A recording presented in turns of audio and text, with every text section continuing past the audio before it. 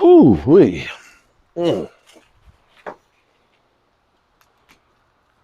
Oops.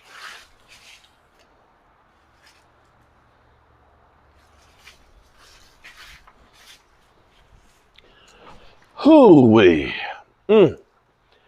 What's up, good people? Mark Holmes here, and as always, I want to say thank you all for watching, commenting, subscribing, and being part of the Joe Boo Sports Report. Without you guys, as well as you ladies, you know that this literally does not work. Hope everybody's having a great weekend. Week 7 is almost in the books. It's Kirk Cousins versus Brock Purdy tomorrow night, a beat-up San Francisco 49ers going against Kirk Cousins in primetime. Typically, that does not go well for the Minnesota Vikings, a team that is really on the outside looking in. Crazy day. Let me first say congratulations to the Eagles. And, you know, I'm happy to see the Eagle trolls that have been missing all week, okay? Since you lost last week to the Jets, y'all ain't been there. And it's funny how you guys only show up when you win. See, you by definition are a freaking cockroach. I'm not talking about Twist Digger. I'm not talking about Philadelphia, the annoying one. I'm not talking about Linda. I'm not talking about Logan Motorsports. But you mother humpers that I don't even know who you are, that show up only when the Eagles are winning or the Cowboys are losing. Sorry, use a cockroach, okay? You know, cockroaches only come out when it's safe, when it's dark and everybody's quiet. That's you guys. Congratulations on getting the win against the Miami Dolphins. What we may have learned is this freaking play. Jeez. Did you go someplace playing? Jeez. Make me think there's a spider on my head or something. Good Lord. What we've learned about Miami is Miami may not be as good as we think. Now, and don't get me wrong, Eagles, you've taken care of business against the teams except for the Jets that have been in front of you. You have. Although Jalen Hurts now has 10 turnovers. I'm curious to see if anybody talks about the 8 interceptions that Jalen Hurts has had on the season thus far, as well as the 2 fumbles. Just saying. We'll see how you guys go with the rest of the schedule, because it's going to get after the Commanders, where we saw the Commanders. Wow. The Commanders were bad. The Commanders were awful. We'll see how if the Commanders can get up off the mat for one last hurrah before Riverboat Ron gets fired. God, they were bad. For the Giants, congratulations. You still have hope, although you may have a quarterback controversy. I will say this much about the Giants. Tyrod Taylor doesn't necessarily have all the tools that Daniel Jones has, but I tell you one thing. That team seemed to respond to Tyrod Taylor. And the fact that Barkley was back. When you look at that and say, maybe they paid the wrong guy. I know Barkley has not been great and he's been injured and stuff, but between having Tyrod Taylor and having Barkley out there, that whole team seemed to be fired up and seemed like a different team than when Daniel Jones is there without Barkley. I'm just saying. But that's where football, it's a crazy thing.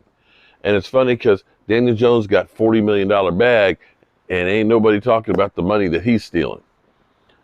For the Commanders, man, talk about Jekyll and Hyde, but mostly they just need to hide. If you listen to Rio Robinson's rant, man, he killed everybody there. He's like, the only thing I want to hear is that Ron and crew, all of them, including Eric Bieniemy, are all fired. That's the only thing he says he's got to look forward to, that this team is the worst team known to mankind. But, you know, we've always known that about the Commanders. They just have had bad luck. As bad as it may seem for us Cowboy fans, look at, say, the Raiders, who got beat by the Bears with their backup quarterback 30-12. Remember when some of you guys said when we were getting rid of Jason Garrett, let's go get Josh McDaniels.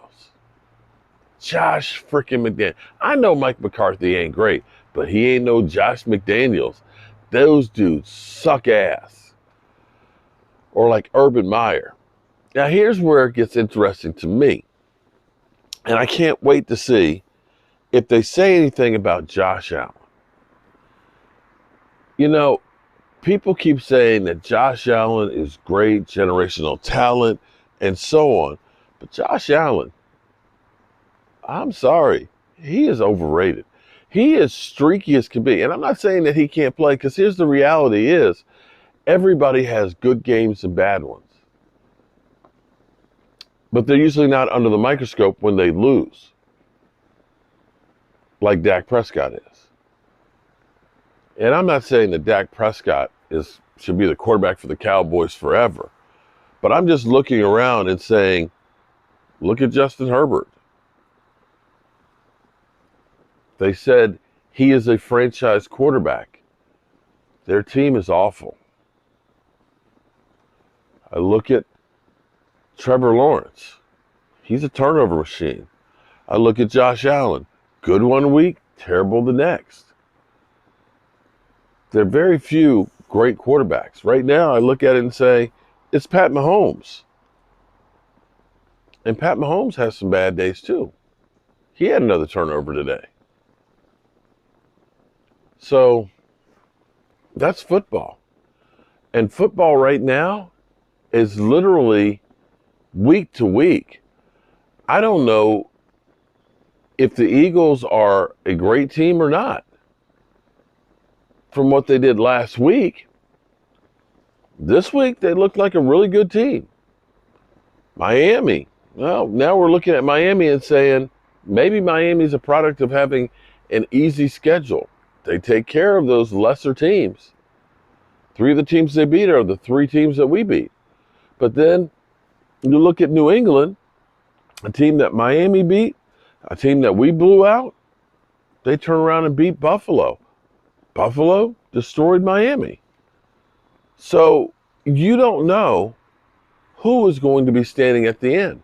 It may be that you may be a team that wins 13, 14 games. But maybe at the end of the season, you're not playing that good. And you get lit up by somebody like the Giants were at 9-7 and go on and win the Super Bowl. So all I can say is hold on tight, man. Cowboys have had 2 bad games. Well, they've had 4 good ones. We'll see what we see. At least we got a good shot next week against the Rams at home, 1 o'clock kickoff.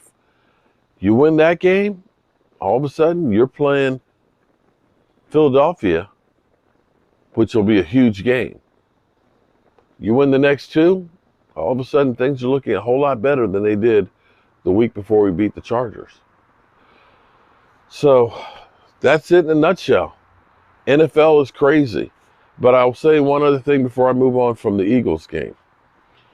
Are we really going to believe that the Eagles literally didn't have a single penalty in that game? I'm going to say that the game changer in that game was that 3rd down where the guy got a hand to his face mask before the ball got there. That's either pass interference or face mask or both. And had that play, that call been made, it's a different game. And that's the difference between winning and losing. And I don't care if it's a blowout or a close game. Every game you can point to about 3 plays that are the difference between one team winning versus the other. And that truly was a difference maker. That and the tush push on 4th down deep in the Eagles territory. But that's football. The Eagles made the plays and got the calls. Miami didn't. Move on to fight another day. All right, good people. As always, you know I appreciate you guys. And hopefully, God willing, I'll see you tomorrow. But remember, tell the people you love them, because you might not get the chance again. And I love you guys. And God willing, I'll see you tomorrow. Congratulations one more time, Eagles. Okay? You were, I can say at the moment, You're the best team in the NFC at the moment. All right, peace out.